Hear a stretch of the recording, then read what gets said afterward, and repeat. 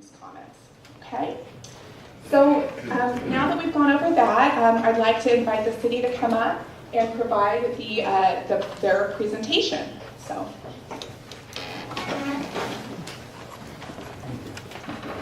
So good morning, everybody. Thank you for coming out today.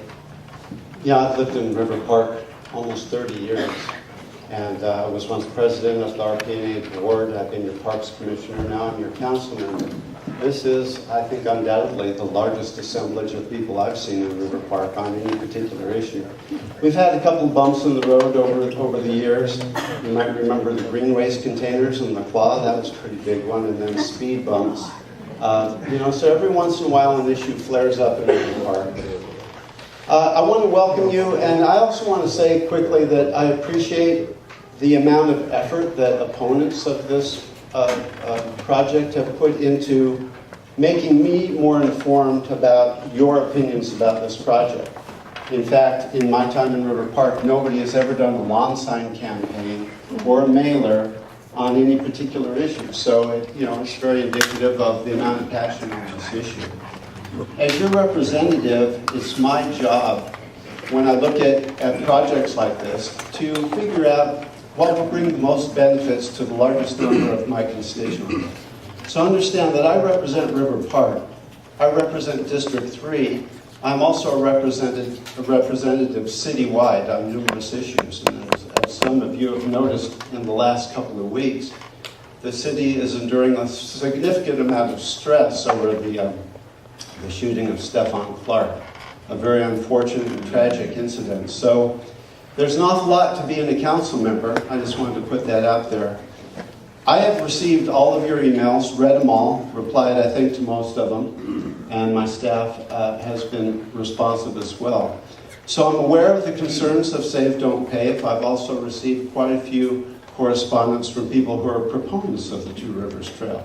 What we're going to do here today with staff is try to address many of those issues that have been forwarded to us so far, and to have Adam Randolph, who's the project manager, speak, Jennifer Donlon-Wyant, who is our active transportation coordinator. We have a representative from GEI, Andrea Shepard, thank you, who can speak on behalf of the consultant that's working on the environmental document for the project. So as far as the process moving forward, in case you don't know, this project is not decided at this point. It's in the development stage, which means that this is a really good time to provide input about the design of the project. The mitigated negative declaration will come out roughly in July.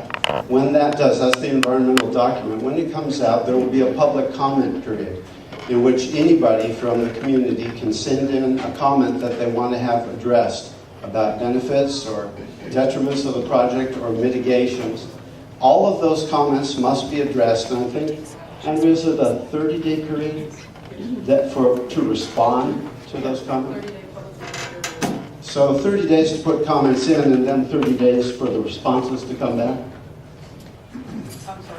30 days for people to send responses to the MND, and then what period of time to reply to those responses? There isn't a set period of time. It usually takes a few weeks. It depends on the number of comments.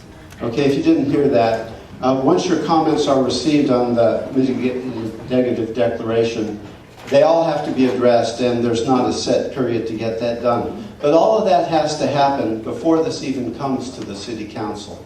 So the actions by the City Council, there are two before this project could move forward.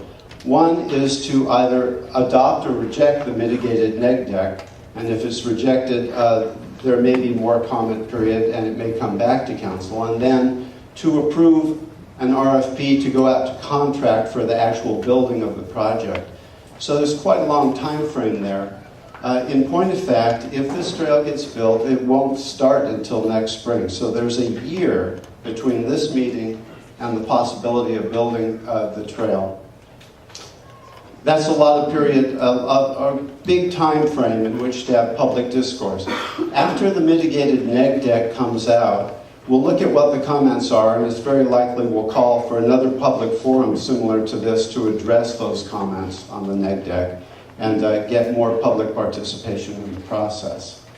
So that being said, I'm going to turn it over to staff so that they can tell you what the project actually is, because I do think there are some misconceptions about it that I think we can clear up just with a staff presentation before we get into the question and answer period. I see that my predecessor, Steve Cohn, is in the audience, and thanks, Steve, for coming by.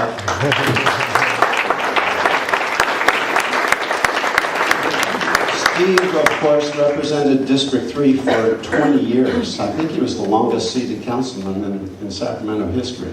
So he's an historical person. And in point of fact, he has a lot of knowledge about the Two Rivers Trail, because some people, one misconception is that I started this project. That's not at all the case. This has been discussed since 2001. It's got quite a period of history to it. And in fact, the Sutter's Landing piece was started before I was even elected. So with that being said, I'm going to turn it over to the project manager, Adam Randolph.